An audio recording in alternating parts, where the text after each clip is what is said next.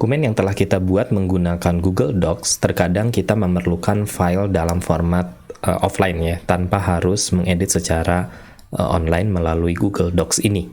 Nah, untuk mendapatkan filenya, kita bisa manfaatkan fitur ataupun menu di file, lalu kemudian nanti akan ada fasilitas download. Nah, di sini sudah tersedia berbagai format file yang bisa kita gunakan untuk mendownload dokumen yang sudah kita buat di Google Docs tersebut. Misalkan yang paling umum kita menggunakan Microsoft Word, maka kita tinggal klik saja di sini, maka dia akan secara otomatis mengubah yang awalnya format Google Docs ke dalam format docx, atau bisa dibuka menggunakan aplikasi offline, yaitu aplikasi Microsoft Word, begitu.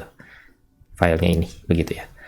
Kemudian ada juga kebutuhan dari dokumen yang sudah kita buat, itu ingin dibuat salinannya oleh pihak lain. Misalkan begitu ya, kita membagikan dokumen yang kita buat di Google Doc ini kan biasanya kita membagikan di sini ya.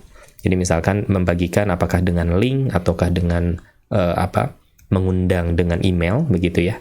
Namun yang bersangkutan atau yang kita berikan linknya itu bukan untuk kolaborasi dalam dokumen yang sama, dalam file yang sama, tetapi dengan file yang berbeda. Jadi ada kebutuhan untuk menyalin ke dalam Google Drive-nya mereka masing-masing. Maka nanti yang bisa dilakukan adalah masuk ke file, lalu buat salinan. Jadi ini adalah fitur yang harus digunakan oleh pihak lain ya, bukan kita yang membuat gitu ya. Atau misalkan kita menerima link dari pihak lain, lalu kemudian kita ingin membuat salinan, nah maka kita bisa gunakan menu file, lalu kemudian buat salinan. Nah, maka dia akan membuat salinannya, namanya mau filenya apa, disimpan di folder yang mana, misalkan ya, kita klik OK.